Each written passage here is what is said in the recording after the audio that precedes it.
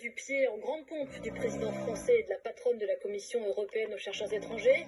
C'est donc en ce moment à la Sorbonne, à Paris, conférence qui réunit chercheurs, personnalités de la science, personnalités politiques européennes. Le message s'adresse à tous les scientifiques du monde, mais d'abord aux intellectuels américains, dont la liberté académique s'étiole depuis le retour au pouvoir de Donald Trump. Bonjour Caroline de Camaret. Paris évoque de possibles incitations financières pour attirer ses chercheurs. Une conférence qui a une dimension volontairement européenne et non pas que franco-française.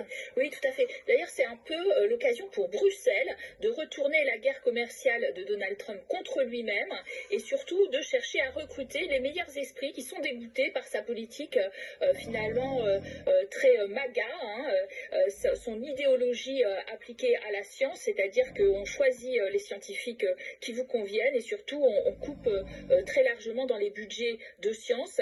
Et donc sont conviés à la Sorbonne en grande pompe aujourd'hui les représentants des universités européennes, les commissaires européens, dont la présidente van der Leyen, des scientifiques opérant à Yale, Stanford, puisque des budgets ont été coupés drastiquement dans les universités de la Ivy League, très prestigieuses, la mienne en l'occurrence, Columbia, 400 millions de dollars de subventions, Johns Hopkins 800 millions, Harvard 2,2 milliards, tout ça effectivement fait qu'il y a une certaine interrogation des chercheurs américains sur la possibilité d'aller en direction de l'Europe. Et il y aurait des incitations de cette Europe, en effet, qui a tendance quand même, il faut le dire, à sous-investir dans la recherche.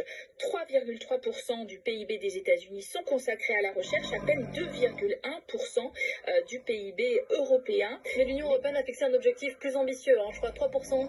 Voilà, PIB. l'Union européenne veut augmenter, c'est comme pour le domaine de la défense, vous avez raison, et c'est vrai que dans la loi de programmation 2021-2027, 95 milliards d'euros sont consacrés par l'Union européenne, c'est-à-dire 10% de ce financement public, mais il y a cette volonté donc d'attirer avec notamment en France une plateforme qui propose jusqu'à 50% de cofinancement public pour les projets d'accueil de chercheurs. Alors est-ce que ces